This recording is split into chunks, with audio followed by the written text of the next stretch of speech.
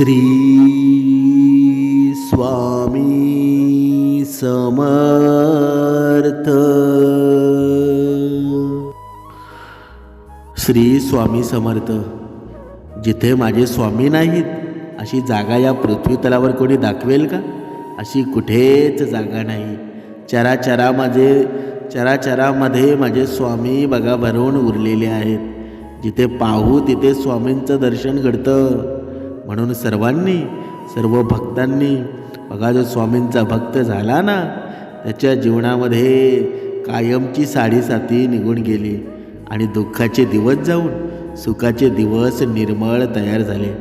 पण तरीसुद्धा काही भाविकजन आहेत, त्यांच्या जीवनामध्ये भरपूर संकट आहेत. म्हणून आता तुम्हाला आम्ही या व्हिडिओमध्ये काही उपाय सांगणार आहोत आणि हे उपाय फक्त 10 दिवस करायचे आहेत. आणि 10 दिवसामध्ये तुम्हाला काय रिझल्ट येतो ते कमेंट करून सांगा. बघा, हे उपाय आहेत ना, बघा सकाळी 10 दिवस करायचे आहेत. बघा, एक उपाय या 15 दिवसामध्ये गरिबी बघा चमत्कार होणार आणि तुमच्या जीवनामध्ये चांगले दिवस यायला सुरुवात होईल. बघा, पहिला उपाय बघा, चहा बनवून मगच देवपूजा करणं. हे खूप महत्त्वाचं आहे. आपण कधी काय करतो बघा, आंघोळ केल्यानंतर लगेच देवपूजेला बसतो आणि मग लगेच आळस यायला सुरुवात होतो.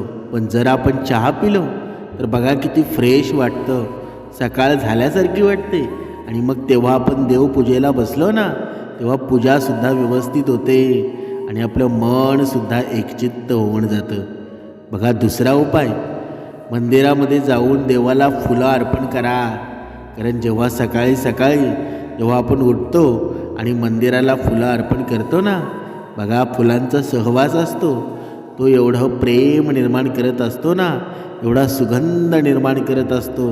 जेव्हा आपण मंदिरामध्ये देवाला फुलं वाहतो तेव्हा मंदिरसुद्धा एकदम प्रभावी होऊन जातं आणि ते पुण्य आपल्याला लगेच आपल्या पदरामध्ये पडतं.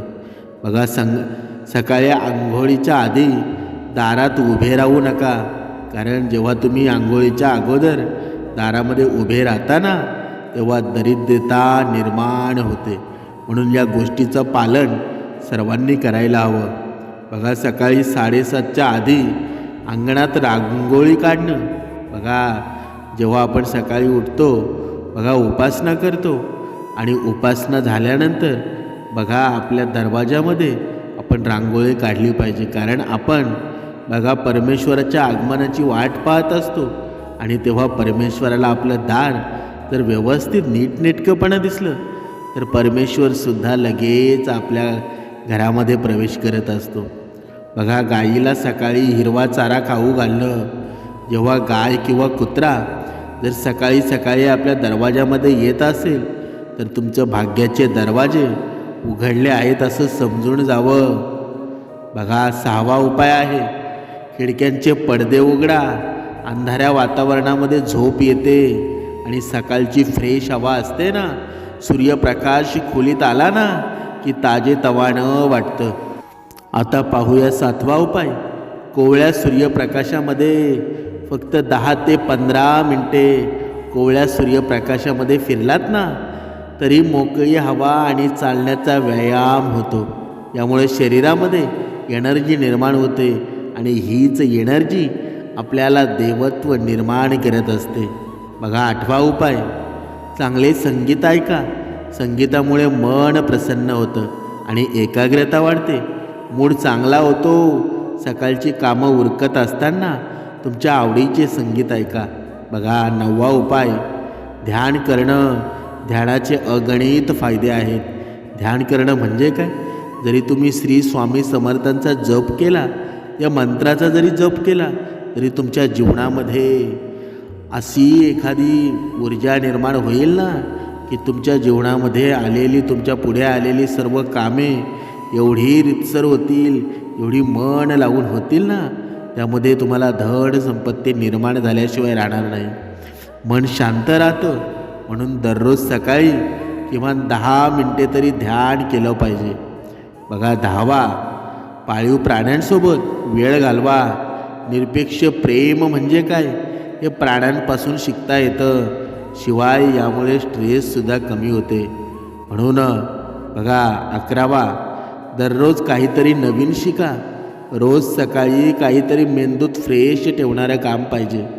एखादी नवीन भाषा शिकणं, वाद्य, संगीत किंवा खेळ यामुळे मन ॲक्टिव्ह मोडवर राहतं. म्हणून प्रत्येक माणसानं हे जीवन जगताना कुठेतरी बघा बदल माणसाच्या जीवनामध्ये झाला पाहिजे. म्हणून सकाळची शांत वेळ एन्जॉय करा. घरातील सर्व कामे उठण्यापूर्वी तुम्ही लवकर करा. आणि जर तुम्ही लवकर उठत असाल ना तर सकाळच्या शांत आणि पवित्र वातावरणामध्ये थोडा वेळ शांत बसा. यामुळे एक वेगळीच एनर्जी मिळते.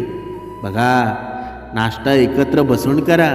मित्रमंडळी किंवा कुटुंबातील सर्वांनी एकत्र नाश्ता केला ना तर दिवसाची सुरुवातसुद्धा छान होते. एकमेकांशी बोलणं होतं, मन हलकं होऊन जातं. पण आजच्या या धकाधकीतला माणूस बघा, माणसं तर त्याला भरपूर दिसतात पण त्याच्याशी बोलणारं कोणीच नाही. म्हणून स्वामी समर्थ आहेत ना, तोपर्यंत तुम्हाला घाबरण्याची गरज नाही. जिथे पाहाल तिथे माझे स्वामी दिसतील. हा चमत्कार कुठे तुम्हाला दिसणार नाही, पण जिथे स्वामींचा भक्त असेल ना तिथे सर्व काही शक्य आहे. बघा आरशात स्वतःचे निरीक्षण करा.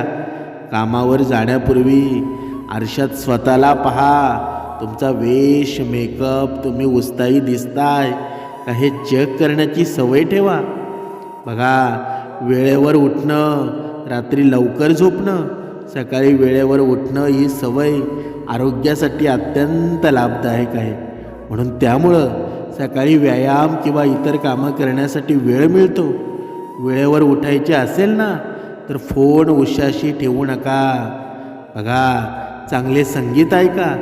संगीतामुळं मन प्रसन्न होतं, एकाग्रता वाढते, मूड चांगला होतो. सकाळची कामं उरकत असताना तुमच्या आवडीचे संगीत ऐका.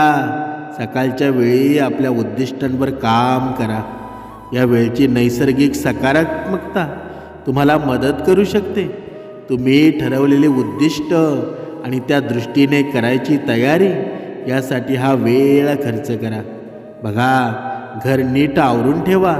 सकाळच्या घाईमध्ये जरी 5 ते 7 मिनिटे आवराआवर केली ना तरी त्याचा परिणाम म्हणून मूड प्रसन्न होतो. म्हणून जोपर्यंत बघा आपल्या जीवनामध्ये स्वामी समर्थ आहेत ना तोपर्यंत घाबरायची गरज नाही. जिथे स्वामी समर्थ आहेत तिथे भक्ताला काहीच टेन्शन नाही.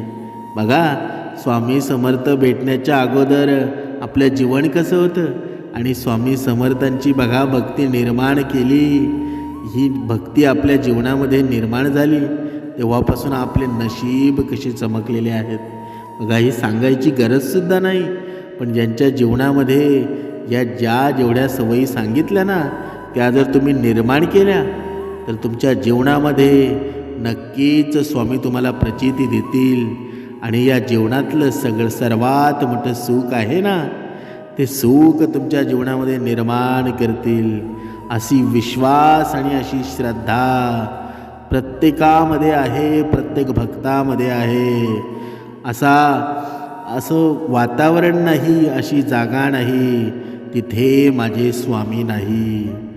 श्री स्वामी समर्थ.